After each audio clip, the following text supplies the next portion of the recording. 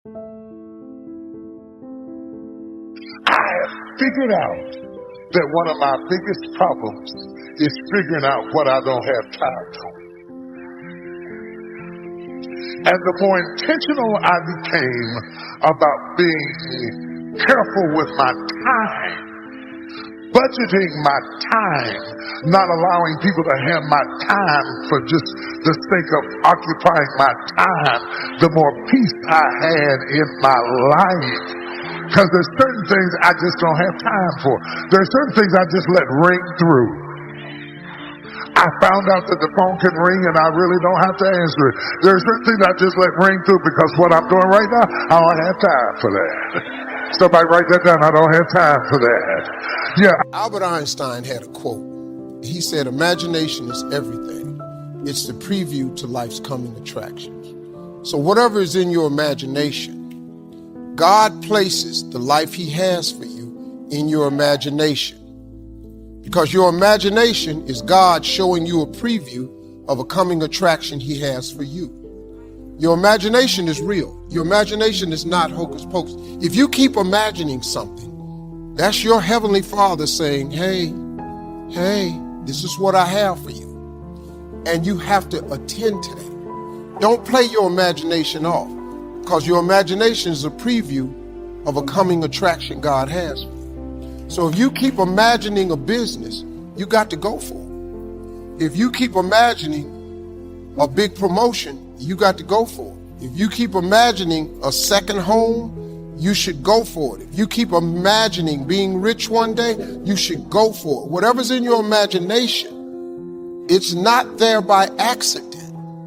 It's there because that's how he shows you what he has for you. The problem is when you have stuff in your imagination, you have these big dreams, your problem is you tell it to the wrong people. If you want to kill a big dream, tell it to a small-minded person. And the reason people don't believe in your dreams is because God didn't show it to them. He showed it to you. They don't have to see it. Nobody in my family thought I should quit my job to pursue comedy. Not a single one of them except my father. So at 27, when I said I'm quitting my job, I won an amateur night on October 8th, 1985. I won $50. I went to work the next day and quit my job. Oh, everybody thought I was the biggest fool in the world, but they didn't see what I saw. I had been praying that God would show me what I was going to do with my life, because up to 27, I had no idea. When I won that comedy competition, I said, this is it. This is what I'm going to do with the rest of my life. I went in there and told it to them, you a fool. I'm a fool. Ta-da. No, I'm not a fool. I was just foolish enough to believe in my imagination. And I asked God, I just kept praying, God, show me, show me. So all through homelessness and all of that, God just kept talking to me. Hang in there. When it looked like I wasn't going to make it, he just said, hang in there. I got something for you. And what God had for me was a life that was beyond anything I could have ever imagined. But it starts with your imagination. So if you think you ought to have a business, if I was you, I would go for it. Why not? What else you going to do? What, you going to keep working a job you don't like? What, you going to be nothing? What? Colonel Sanders had been frying chicken his entire life. He had been sharing his recipe all around the United States. Nobody believed in it.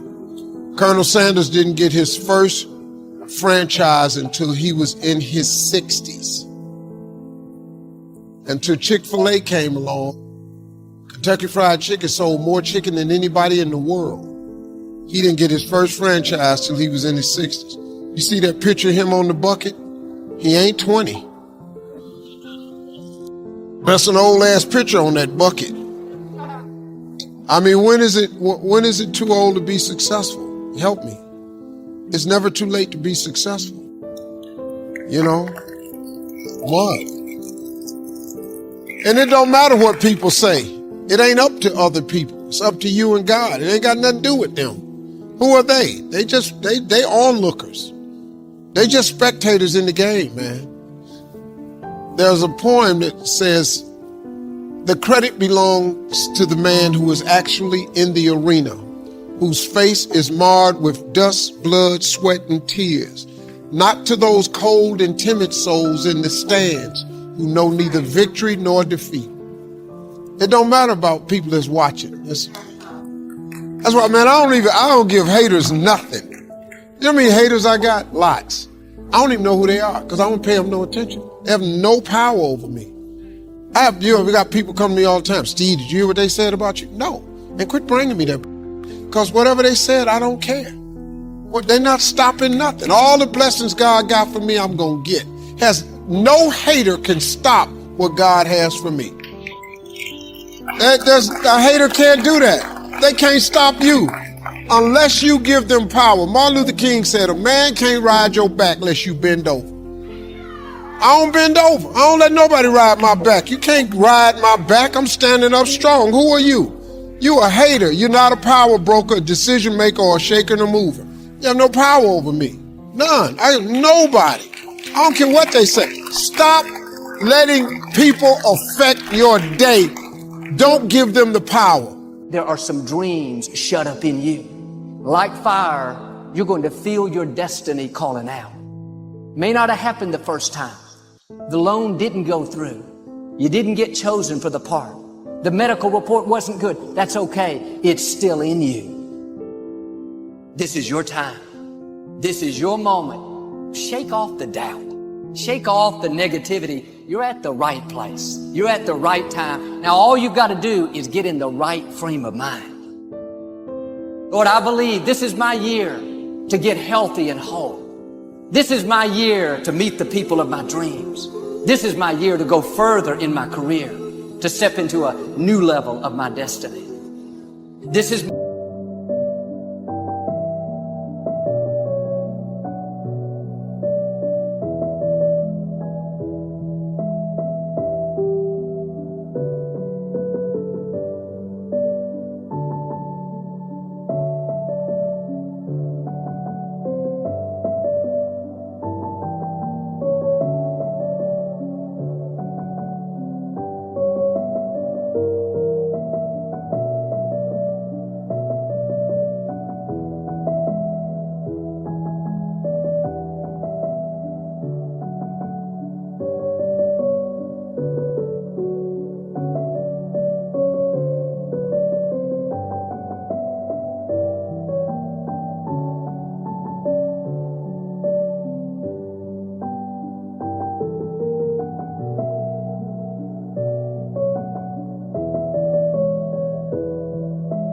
my year to accomplish dreams, to break free from this depression.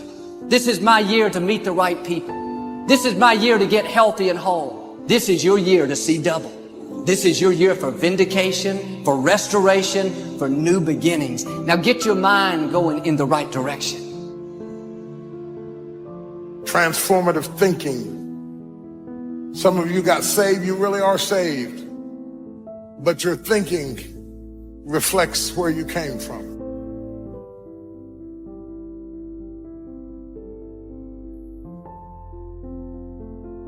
This will be a transformative year.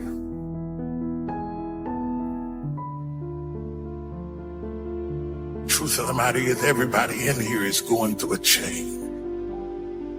You don't have to be ashamed of yours. We are all in the process of transforming to a higher, better expression of myself. Let this be the year that I birth a higher, better expression of myself. Don't let the habits of my past stop me from this metamorphosis. This is my time. What separates us is transformation. The possibility of change, the desire to evolve, the passion to get up off the ground and stop eating dirt.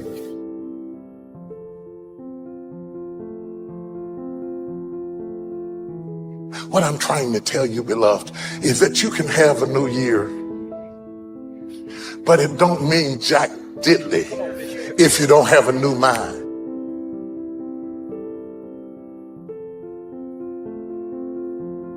It is not the movement of the clock that produces the newness of life. It is the movement in your mind.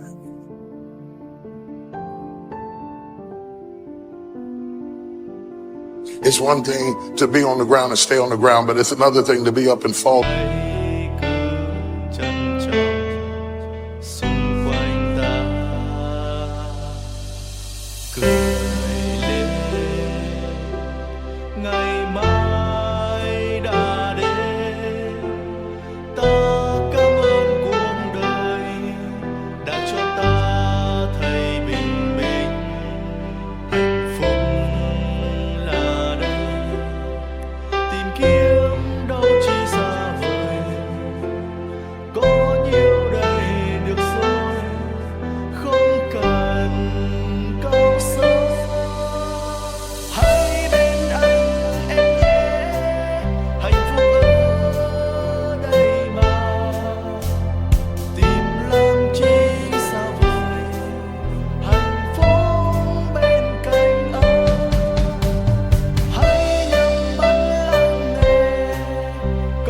To the ground.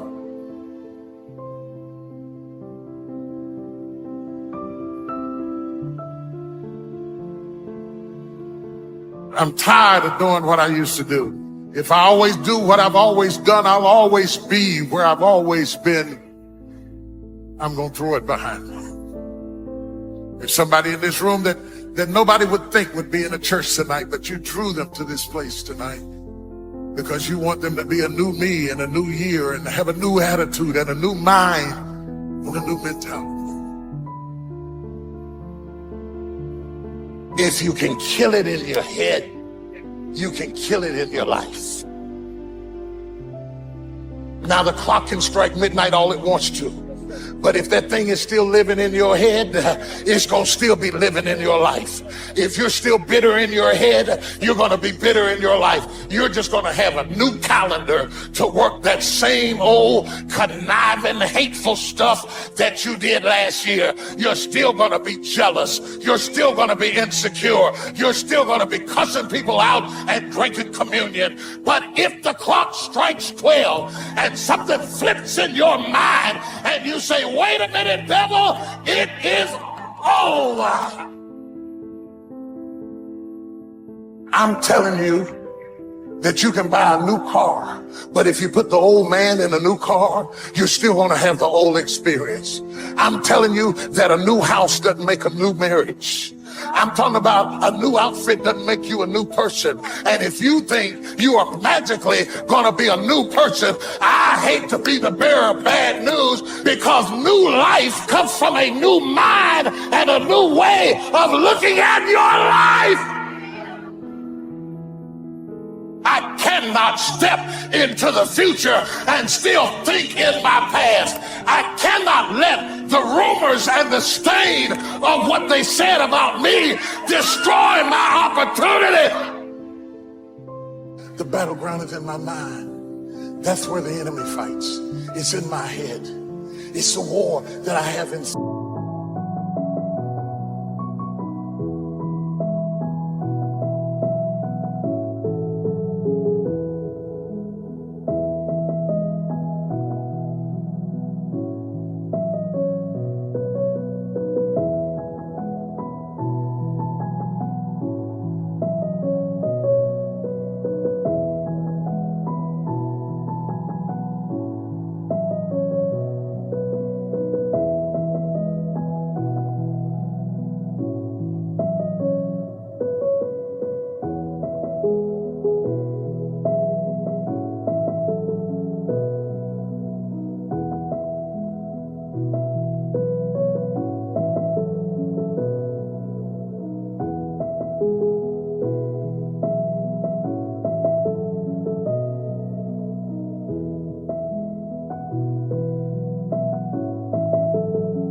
Of me. That's where the fight is. You lay down with it. You get up with it. You go to work with it. You can't digest your food because of it. Smiling in front of people and nobody knows that there's gunfire going off in your head. Because the real battleground is in your mind. It's never in your circumstance. It's always in your head.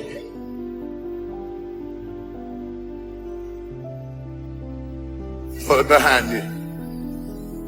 You're going to hear all kinds of things said about you. Throw it behind you. The enemies that you see today, you will see them no more. No weapon formed against you shall be able to prosper. Every tongue that riseth against you, God will condemn. This is your moment.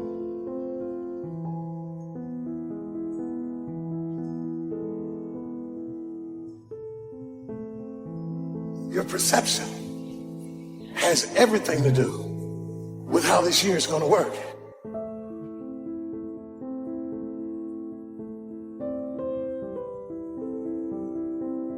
Sometimes your history determines the fierceness with which you fight against what is in front of you.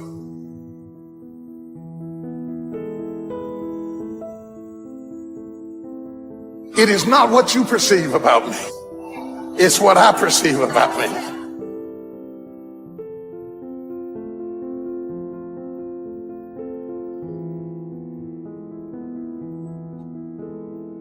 This is your year of transformation.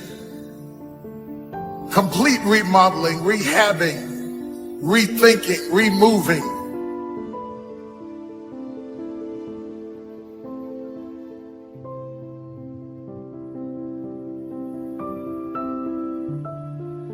Fix me. Fix me where I'm hurting, and fix me where I'm broken, and fix me where I'm tired before, because if you don't fix me fast, I'm going to lose.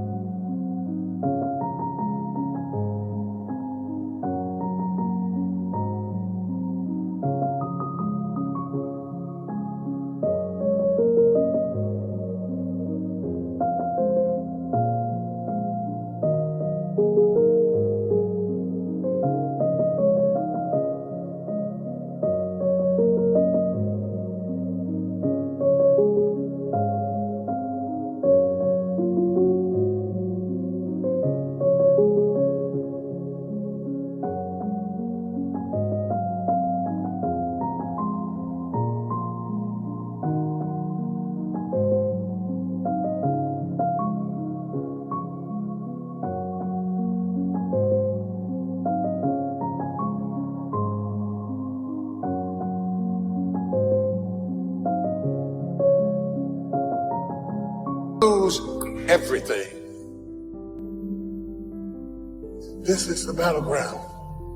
It's not a geographical location. It's not debt. It's not money. It's not haters. It's not enemies. It's not liars. It's not backbiters. That's not the battleground. Stop wasting your weapons on what people say, because it is not what they say about you that matters. It is what you say about you that threatens your destiny. You will never be defeated by what they say about you. You will be defeated by what you say about you.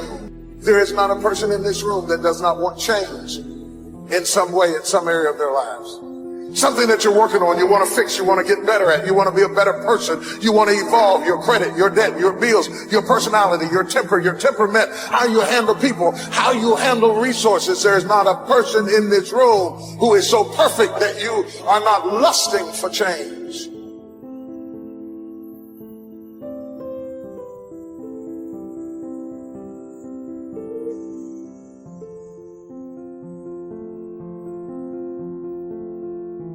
Slap somebody and tell them, I gotta kill it tonight. I gotta destroy it tonight. I gotta get rid of it tonight. I gotta throw it behind me tonight. I can't drag that same old mess into another year.